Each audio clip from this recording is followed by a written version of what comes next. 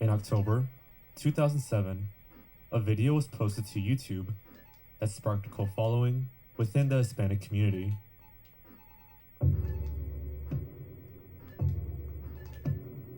Many people found the video to be terrifying to the point where they couldn't even listen to the music without losing sleep. There were even urban legends claiming that bad things would happen to people who watched the video. Eventually, a division formed between the channel's passionate fans and a group of critics, leading to a virtual conflict that played out throughout heated response videos, forum threads, and even leaks that resulted in doxing. Although the original video has since been deleted, a re-upload from March 2008 remains available and has amassed over 33 million views. On top of the video's unsettling nature, delving into the backstory presents an eerie descent into realms of bodily affliction and mental hardships. This is the story of Obey the Walrus.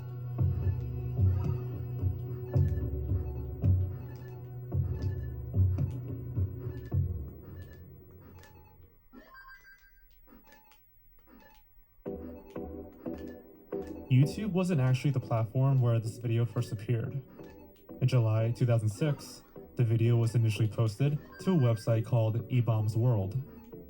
The original video was in Spanish, with the title Obedece a la Morsa, which translates to Obey the Walrus.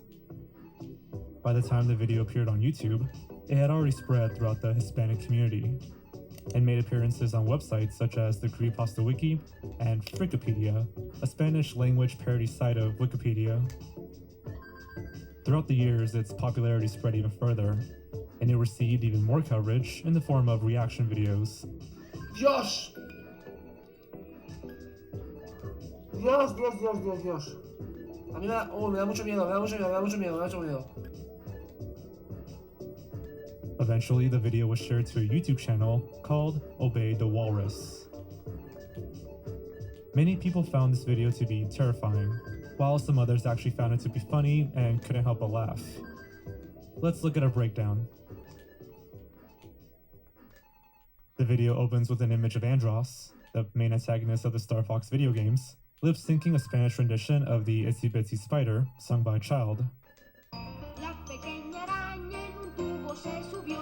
The video then displays some kaleidoscopic, abstract imagery, which quickly transitions to a depiction of a very skinny, disabled woman, who is tap dancing in fast motion, while holding an umbrella and wearing a clown plushie on her head.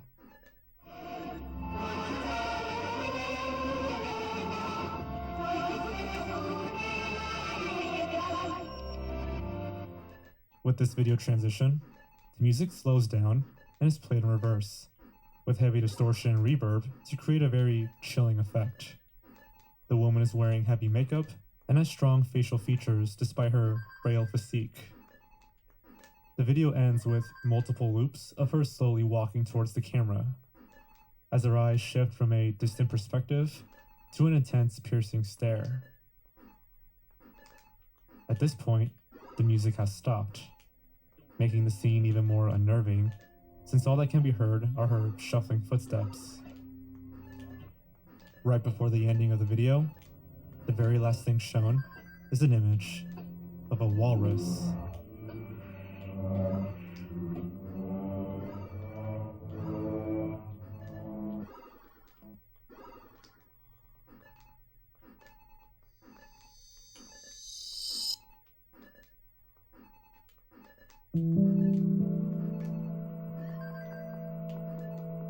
Due to the mysterious nature of the video, people quickly began to analyze its content. It was discovered that the person in the video was an actress named Sandy Crisp. She was a transgender woman who made a name for herself in Hollywood due to her underground performances as a drag queen prior to her acting debut. You may have heard of her stage name, the Goddess Bunny. A deep look at her personal history reveals a tale imbued with sorrow. Soon after her birth, Crisp contracted polio. To make matters worse, she endured malpractice by multiple doctors, who decided to introduce a steel rod that extended along the length of her spine as a treatment. At the time of my birth, I was 2.5 months premature. My mother had the germ polio in her uterus. Even though they had the polio vaccine, because I was no bigger than a football and probably weighed less, I was too young for the vaccine. Despite her challenging childhood, Crisp decided to enter show business. Bear in mind that this is a time in the late 70s and early 80s where gender identities were not as socially embraced as they are now. However, due to the exotic nature of Hollywood, Crisp finally found acceptance in this community. Crisp's career began at underground events where she would perform as a drag queen. During this time, she made many connections and eventually branched out to acting and modeling. Not only did she make appearances in various independent films, but she was also featured in music videos, including appearances in The Dope Show by Marilyn Manson, Ballin' Lee's by Billy Talent, and Puppet Master by Dr. Dre and Be Real. Crisp also modeled for several art photography projects, the most famous of which is a nude photo taken in 1986 by Joel Peter Witkin, called The Goddess Bunny as Lita. This photograph is on display as part of the permanent collection at the Louvre. Unfortunately, Sandy Crisp passed away on January 27th, 2021, 14 days after her 61st birthday.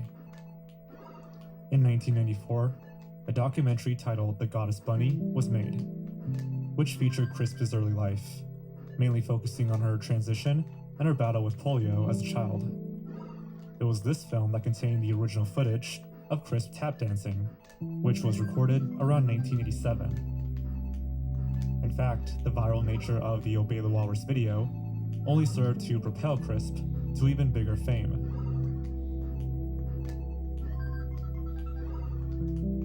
Perhaps the dark backstory of Sandy Crisp is a contributing factor to the horror vibes in the Obey the Walrus video. You can almost see the weight of the challenges she faced, reflected by her deadpan expressions as she shuffles towards the camera at the end of the clip. Compounded with the unsettling music and meticulous video editing, it's no surprise that this video was so scary for countless viewers.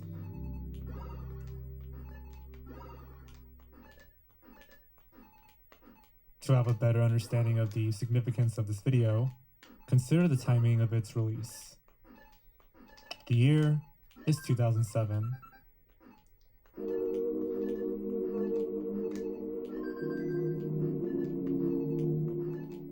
YouTube had just launched on PC a mere 2 years prior, and became available on mobile devices that same year.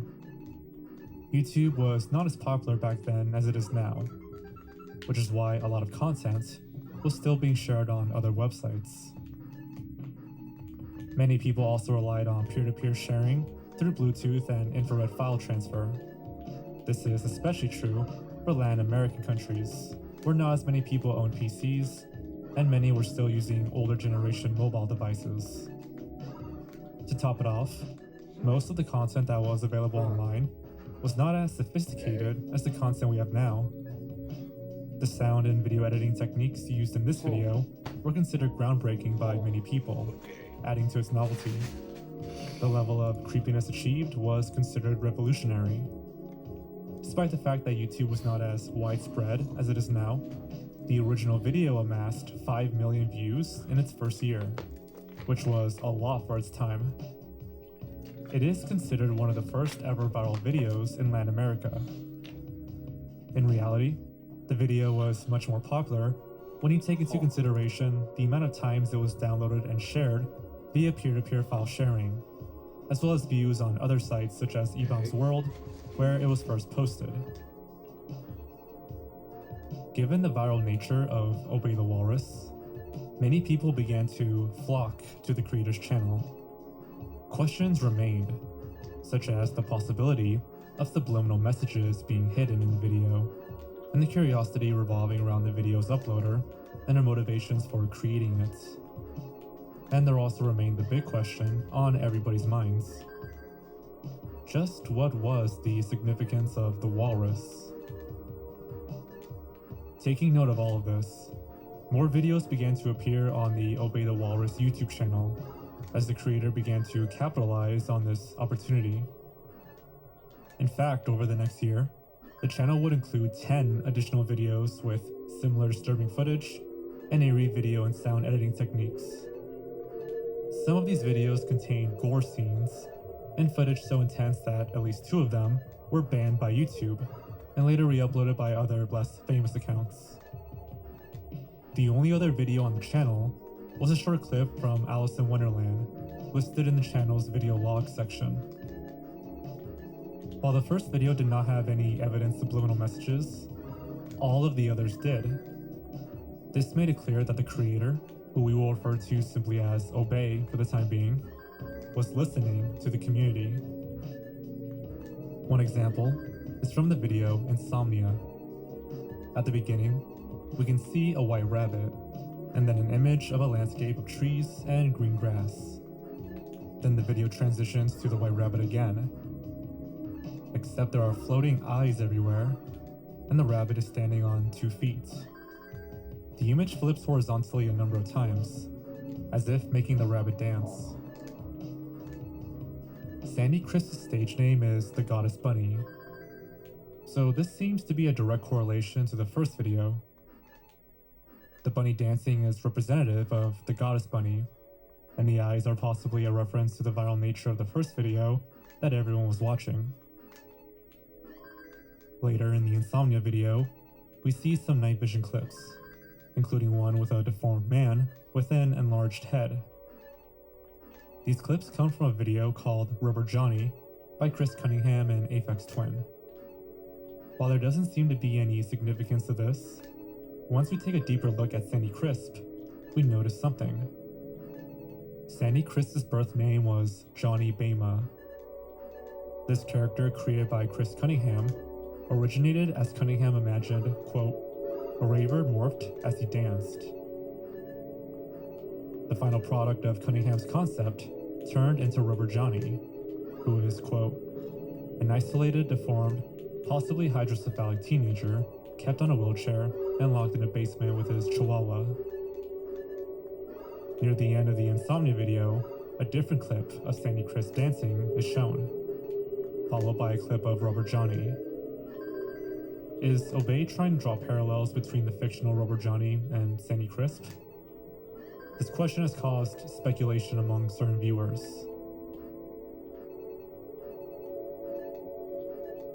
Throughout the other videos on Obey's channel, the white rabbit symbolism is a common theme. This is interesting, since it not only correlates with the Goddess Bunny, but also with the only other video on the channel that was not created by Obey, Alice in Wonderland. This movie, based on the story by Lewis Carroll, uses the white rabbit as a symbol of deeper meaning related to time, anxiety, and societal pressure. Was Obey feeling social pressure in his life and creating these videos as a form of escape? It's interesting to consider the deeper meaning behind these videos, rather than viewing them as simply a random mass of distorted audio and imagery. Soon after the channel started sharing these other videos, theories began to circulate. Some people believe the videos were some sort of mind control experiments, similar to the MKUltra project. Others believe the videos to be satanic propaganda. Some even went so far as to entertain the idea that there might be some transsexual cult behind it all, with the goal of hiding subliminal messages in children's music. Other theories also formed, some of which, even to this day, overshadowed the truth that was discovered regarding the channel, turning the whole story into something of a myth.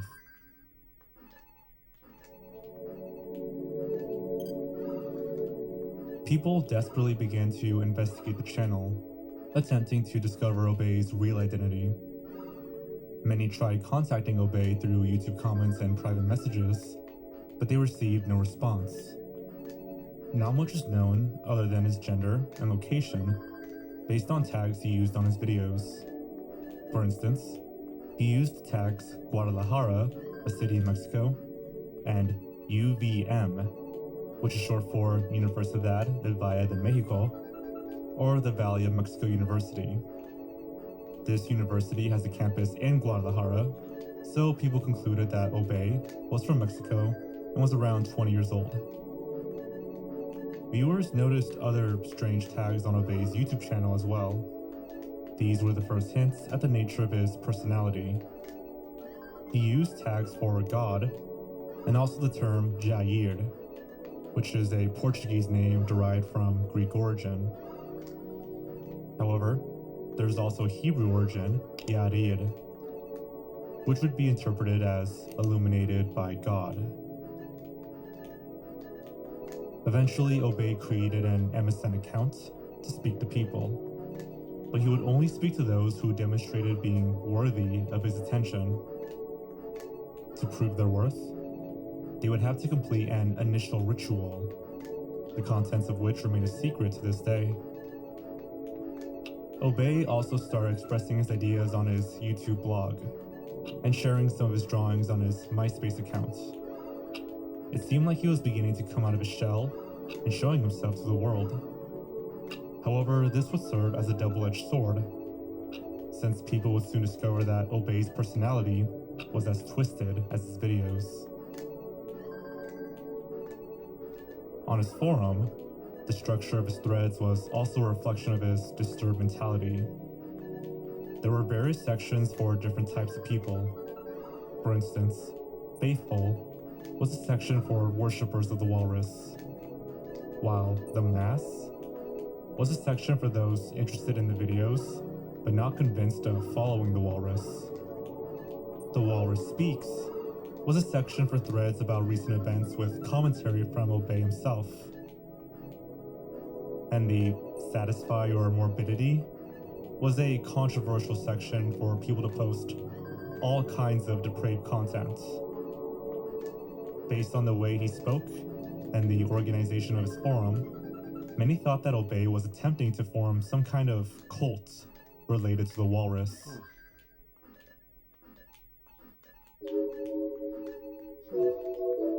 Obey's channel was not loved by everyone. In fact, just as it had formed a cult following, it has also formed a group of people who directly opposed the movement. One of the main sources of antagonism to the channel was a YouTube user who went by the name Music Is My Faith. In an effort to understand why Obey acted the way he did, Music Is My Faith created and posted a 3-part series titled No Obedecere, or I Will Not Obey, which covered investigation of the subliminal messages contained within Obey's videos. The investigation by Music Is My Faith helped